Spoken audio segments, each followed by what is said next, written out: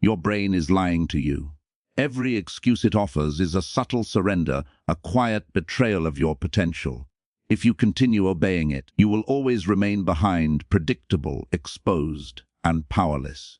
What I'm about to show you isn't about willpower. It's about rewiring the battlefield inside your mind, claiming control, and moving with calm certainty while others flounder.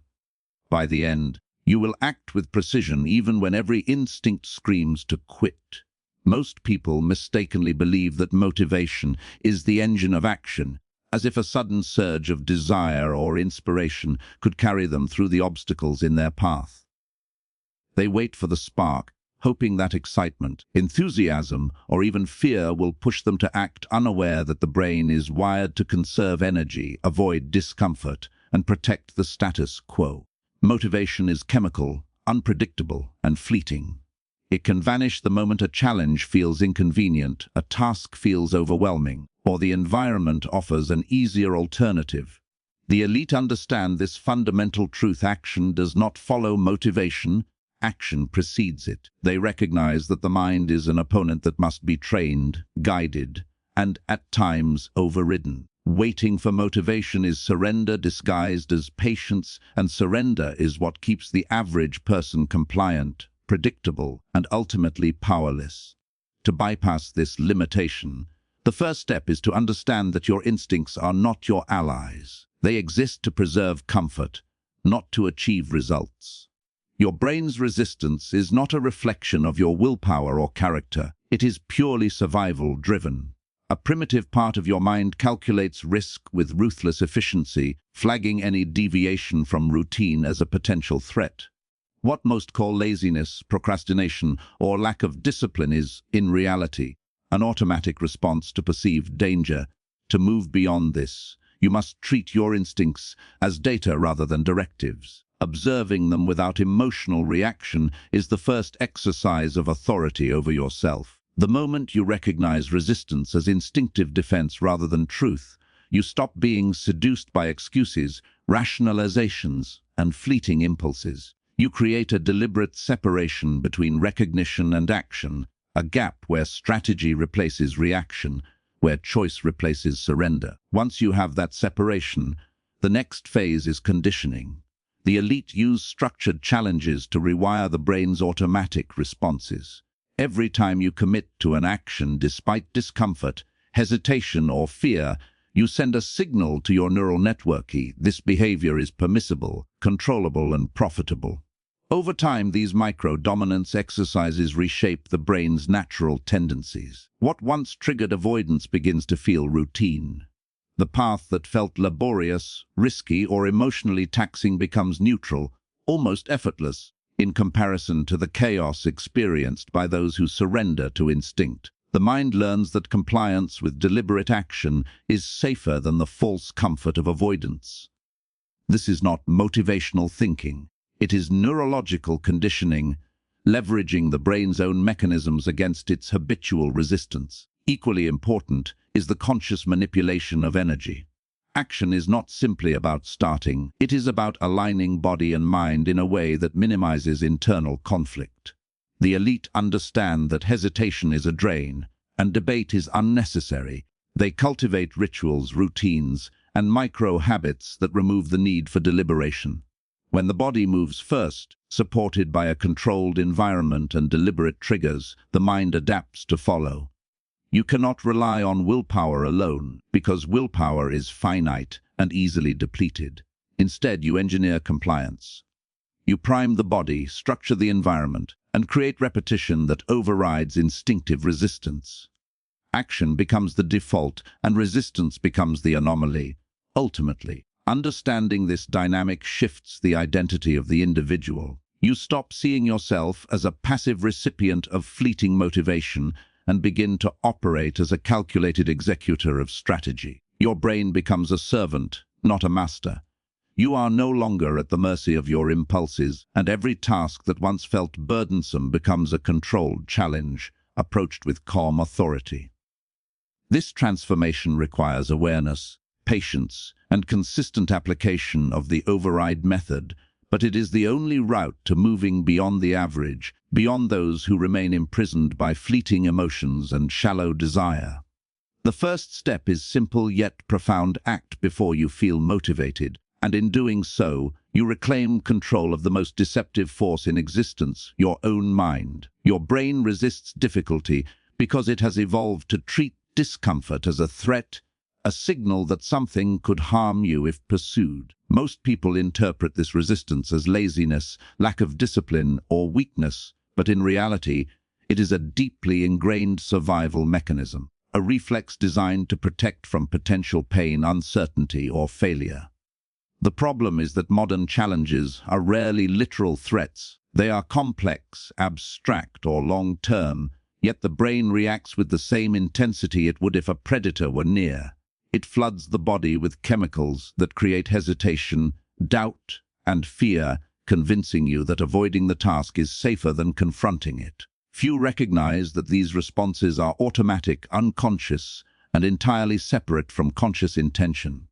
To overcome them, you must see the resistance for what it is: a signal of opportunity, a marker of territory where your mind is being tested, and a doorway to self-mastery.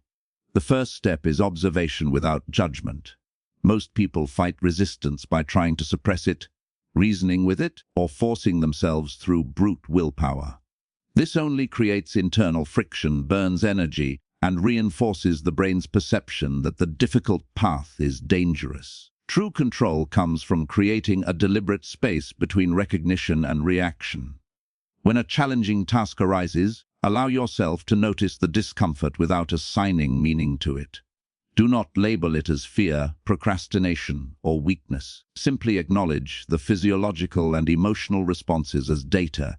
This neutral awareness, practiced consistently, reduces the brain's influence over your decision-making. You start to act not in spite of your instincts, but above them, treating them as subordinate signals rather than masters of your behavior. Once this separation is established, you can begin to reframe the brain's resistance. The moment the body tenses or the mind protests, you can consciously interpret the signal as a sign that growth is imminent. Discomfort is not an enemy. It is a measurement of territory that the unaware avoid, a marker of unseen advantage. By embracing the sensation as informative rather than prohibitive, you take the first step in reversing the natural hierarchy between instinct and strategy. The elite do not attempt to eliminate discomfort. They exploit it, letting it guide them toward actions that build dominance, resilience, and authority over themselves. Every time you move through hesitation instead of yielding, the neural pathways associated with avoidance weaken, and the pathways for deliberate action strengthen. This process is enhanced by controlled exposure. You intentionally place yourself in situations that are difficult, challenging, or uncomfortable, but within the boundaries of your control. Micro-challenges, disciplined routines, and structured tasks create a safe environment for practicing resistance. The brain begins to recognize that discomfort does not automatically equate to danger. What once triggered panic or avoidance now becomes a neutral stimulus, manageable and predictable. Repetition reinforces this rewiring, turning deliberate action into a habit and transforming the mind from a reactive organ into a responsive instrument. Finally, mastery of discomfort requires patience, consistency, and strategic detachment. The elite understand that the mind will continue to resist, but they no longer interpret this resistance as a reason to stop. Instead, they see it as an indicator that the work is valuable, that the edge has been found, and that progress is being made. They act deliberately in the gap between instinct and decision, allowing strategy to guide them while the unconscious protests behind the scenes. In doing so, they develop an internal authority that few ever achieve, moving with calm certainty through challenges that overwhelm the average person, and standing apart as controlled, unshakable, and strategically dominant. Routine is often dismissed as mundane, predictable, or even boring, but the truth is that it is one of the most potent tools of the disciplined mind. Most people avoid structure because it feels restrictive, as if adherence to a schedule diminishes freedom or creativity. They mistake spontaneity for power and chaos for authenticity, and in doing so, they remain at the mercy of their impulses. The elite understand that freedom is not the absence of structure, but the mastery of it. Routine is not a cage, it is a training ground, a laboratory where the mind is conditioned to accept discomfort as normal, and where small victories compound into effortless dominance over instinct. Complacency, however, is the true enemy. It disguises itself as comfort, whispering that there is no urgency, no need for deliberate action, and no risk in avoidance. The subtle danger of complacency lies in its invisibility. It lulls the average mind into surrender while convincing them that they are free. Recognizing this distinction is the first step toward turning routine into a weapon. Structured micro-challenges are the foundation of this transformation. The brain resists difficulty because it perceives it as risk, as danger, as something to be avoided. By embedding small, deliberate challenges into daily routines, you reprogram these automatic responses. Each time you accomplish a task that feels slightly uncomfortable, the brain is forced to recalibrate. Neural pathways associated with resistance weaken, while pathways for compliance, action, and strategic endurance strengthen. The key is consistency and incremental escalation. Start with manageable discomforts that still trigger resistance, then increase complexity, duration, or intensity over time. This creates a feedback loop where overcoming resistance becomes habitual, almost instinctive, and the mind begins to associate effort with control rather than threat.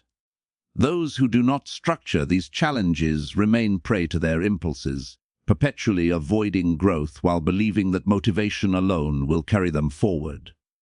Another crucial aspect of routine is timing. The elite do not rely on random bursts of energy or fleeting inspiration. They design their days with precision, anchoring difficult tasks to specific windows of opportunity. By committing to exact times and boundaries, the mind is forced to adapt, minimizing negotiation and internal conflict. This is the essence of strategic automation. The brain moves with compliance because the environment is engineered to remove choice, leaving only one path, the path of deliberate effort. Distraction and delay are neutralized because the structure itself dictates action, reducing the mental friction that most people misinterpret as laziness or indecision. The psychological effect of repeated, structured action is profound. The brain begins to accept the hard path as normal.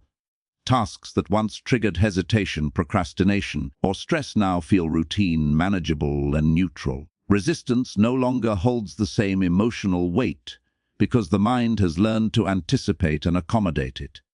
At this point, action is no longer a battle but a default, and avoidance becomes the anomaly, noticed immediately as a deviation rather than the standard. This is the power of routine. It shifts the baseline of what the mind considers acceptable effort, elevating the individual above the average. Unaware masses who remain trapped in reactive, impulsive cycles.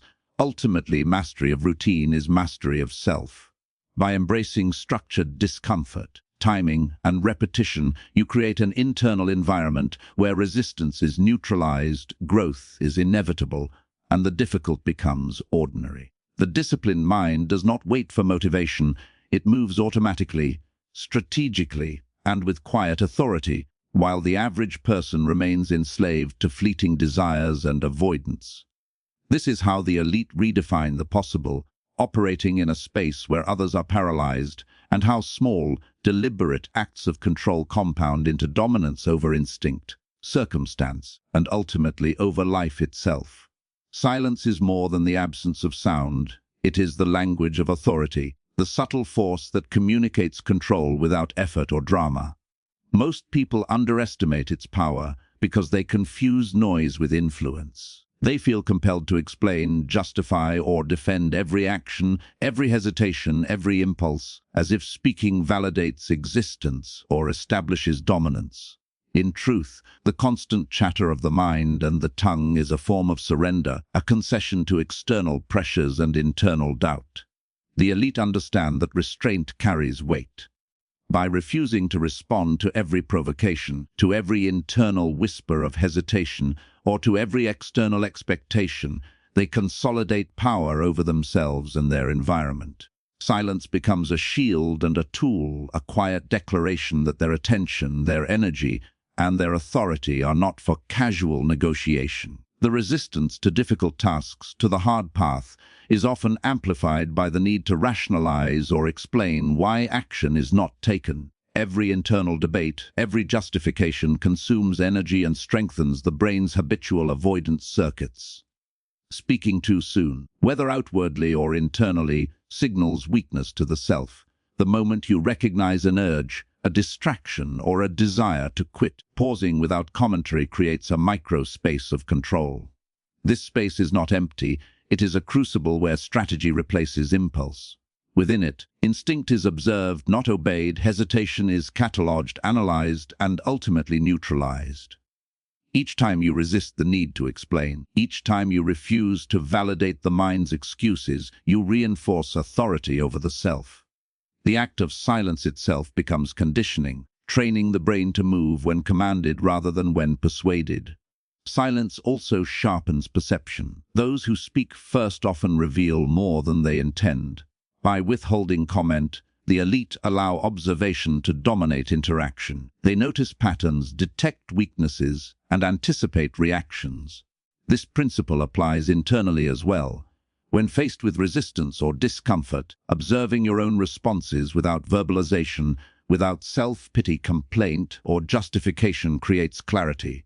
The brain's signals of fear, avoidance, or doubt are acknowledged but not amplified. Energy that would have been wasted in argument or self-reassurance is redirected into deliberate action. The mind begins to recognize that restraint is stronger than reaction, that quiet mastery conveys more authority than noisy assertion, and that controlled silence is the foundation of strategic dominance.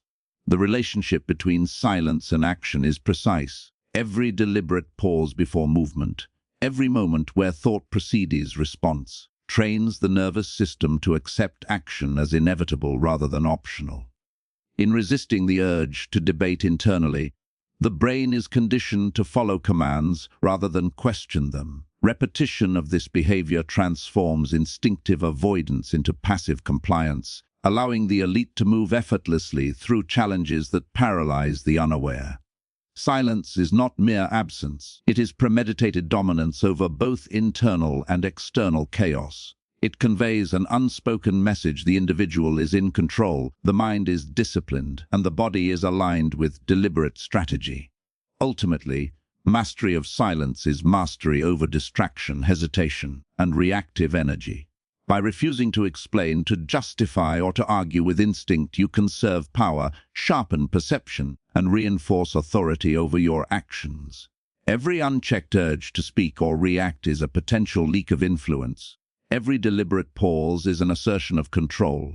Those who operate in this space move with precision, confidence, and calm, allowing their environment and their own mind to conform to deliberate will rather than whim. The quiet individual is not weak. On the contrary, their restraint signals awareness, dominance, and unshakable strategic authority that few ever attain. Your environment shapes obedience more profoundly than willpower ever could. Most people underestimate how much external cues, distractions, and subtle comforts dictate their choices, assuming that self-control alone is sufficient to overcome instinctual resistance. In reality, the human mind is highly responsive to context. A cluttered space, a noisy setting, or an abundance of convenient alternatives creates friction against deliberate action, making avoidance feel natural and effort feel unnecessary. Those who fail are not inherently weak, they are simply untrained in the art of environmental design. The elite recognize that controlling surroundings is not optional, it is foundational. Power over oneself begins with the deliberate construction of conditions that leave only one viable path, the path that aligns with intention, strategy, and long-term gain. When distractions are removed, comfort zones disrupted, and shortcuts minimized, the brain is compelled to comply because the alternative, inaction, is no longer feasible. to leverage the environment as a tool of control. Every element must be scrutinized for its influence over behavior.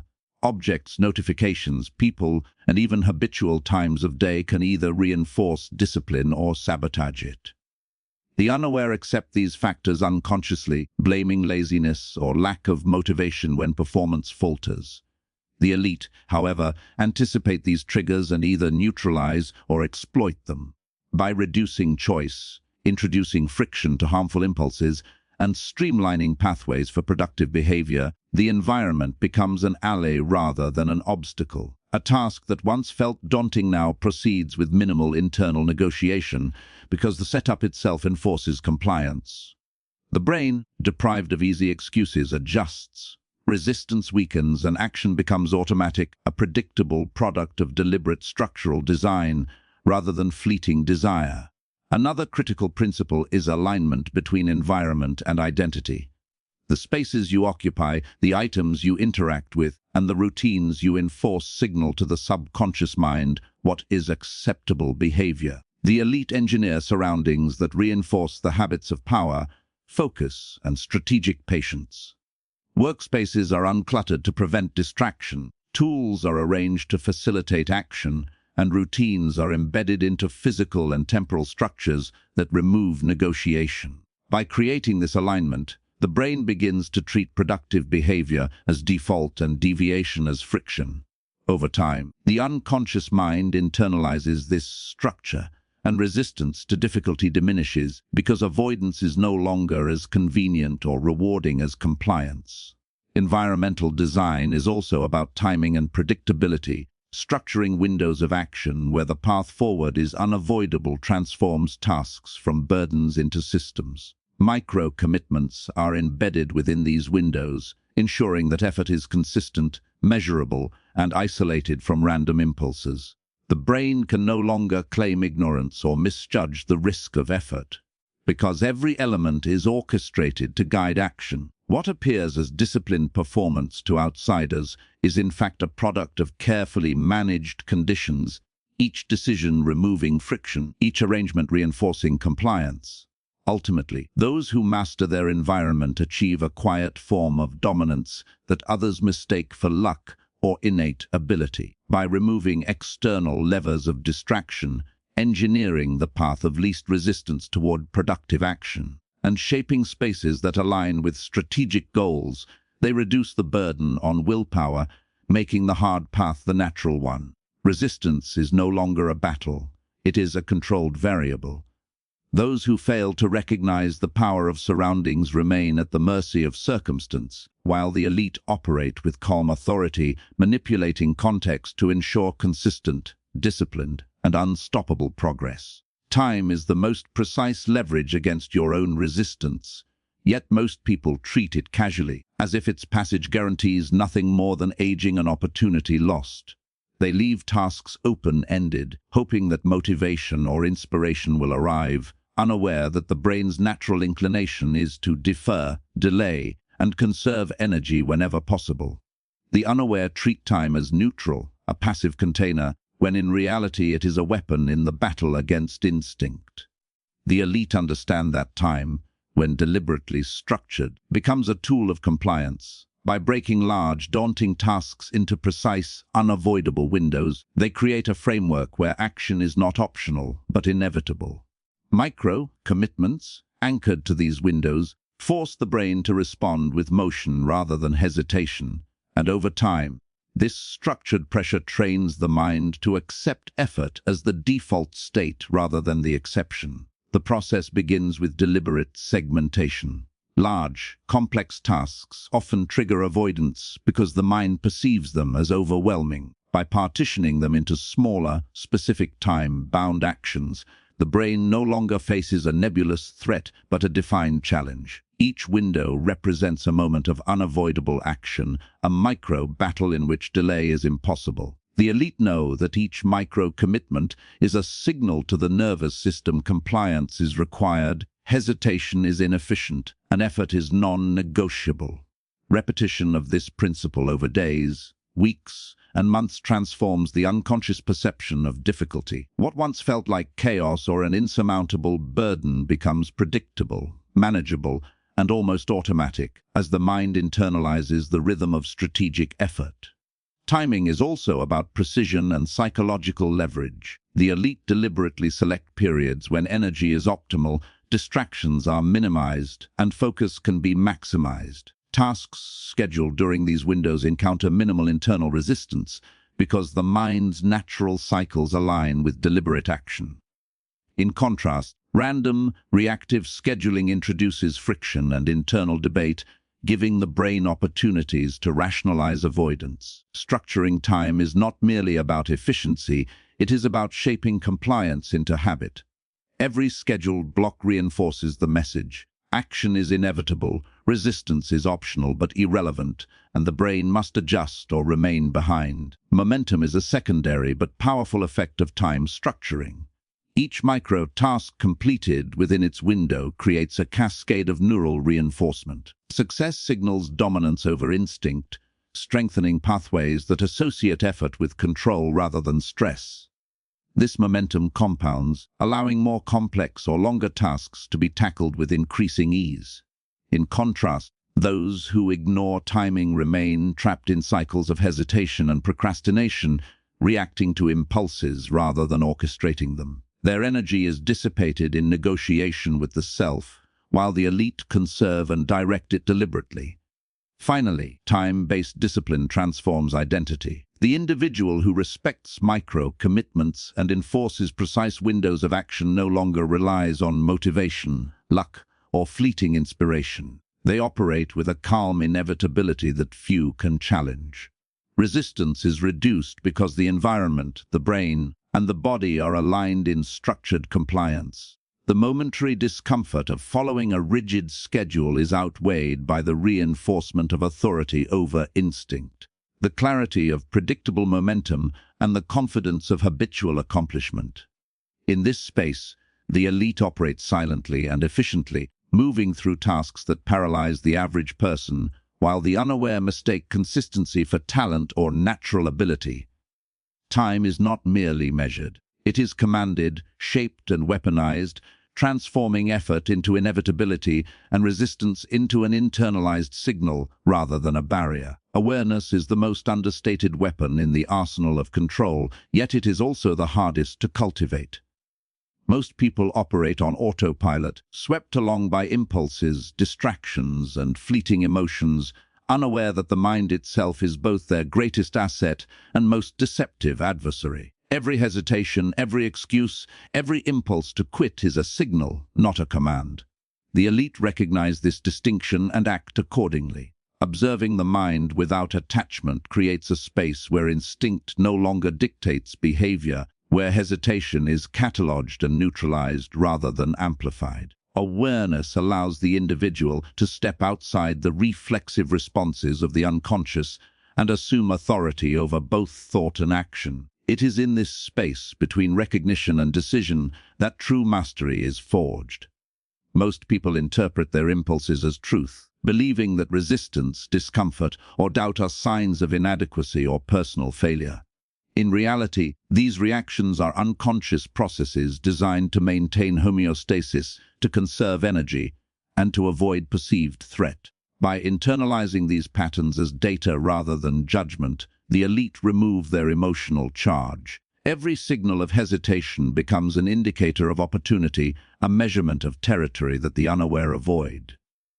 Acting in spite of instinct, while observing it without judgment, trains the brain to comply with deliberate strategy rather than react to survival-driven signals. This duality, action amidst observation, is the foundation of the override method. It creates a psychological state where the body moves while the mind quietly registers, interprets, and adapts, minimizing internal conflict while maximizing efficiency. Controlled detachment is another critical component. The mind naturally seeks narrative, explanation, and validation. Most people become trapped in cycles of internal debate, arguing with themselves, justifying inaction, or overanalyzing outcomes. These patterns are energy drains that reinforce avoidance.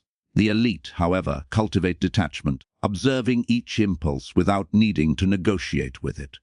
By refusing to invest emotionally in every internal signal, they conserve focus and energy, redirecting both toward deliberate action. The act of detached observation not only reduces resistance, but also sharpens perception. The aware individual can anticipate internal sabotage, recognize hidden obstacles, and make preemptive adjustments without distraction or hesitation. Repetition solidifies this control. Each time the mind resists and the body acts anyway, the neural pathways for obedience to deliberate action strengthen, while pathways for avoidance weaken. Awareness alone is insufficient without consistent application. Mastery comes from repeated engagement with discomfort under conscious supervision. Micro-actions executed deliberately while the unconscious protests create a feedback loop that transforms hesitation from a barrier into a signal, guiding rather than controlling behavior. Over time, the brain internalizes this structure, reducing the cognitive friction of difficult tasks and increasing the automaticity of disciplined action. Ultimately, awareness transforms identity. The individual who observes instinct without attachment becomes harder to predict, harder to manipulate, and increasingly autonomous. Strength is no longer defined by brute force, emotion, or motivation, but by quiet control, strategic patience, and the ability to act while the unconscious resists. The elite move with calm inevitability, while those who surrender to impulses remain trapped, reactive, and exposed. Awareness converts hesitation into intelligence, resistance into feedback, and instinct into a subordinate tool, allowing deliberate action to dominate, shaping not just behavior, but the very structure of the mind itself. This content is for educational and psychological strategy purposes only. Individual results may vary, and application requires personal judgment and responsibility.